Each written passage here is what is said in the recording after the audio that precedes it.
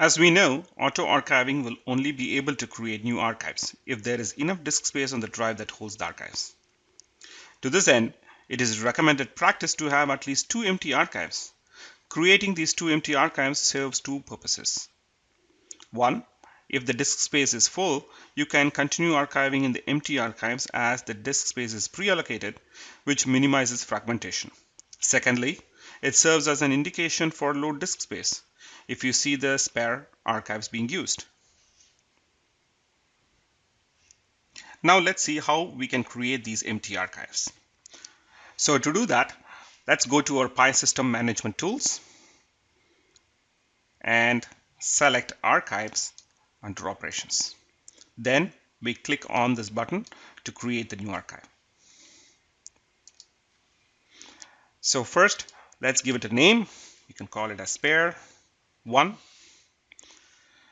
And in this, I specify the new name which I want.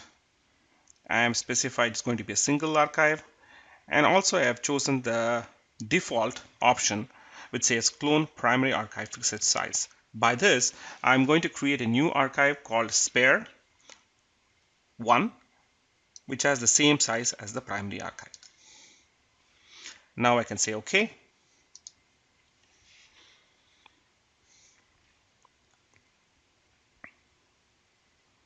It has created the first spare archive. Let's do the same operation. Give it a different name, spare 2. And I just want to bring your attention to one other point. If I toggle this option to multiple archives for backfilling, I can now create the so-called dynamic archives, which is different from fixed archives size. What is a dynamic archive? Dynamic archives are archives that can grow in size to accept variable amounts of data. So where can it be used? So these types of archives should only be created for troubleshooting purposes, pre-processing archives, and if you want to backfill historical data. Otherwise, we just need to create the fixed size archives. So let's go back and create the fixed size archives.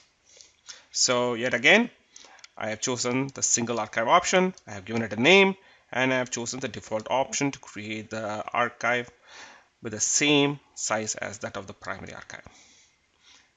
Now I can say OK, and it has created these 2 archives, spare 1 and spare 2. In this video, we have learned that it is a good practice to create 2 empty archives, and we now also know how to create these empty archives.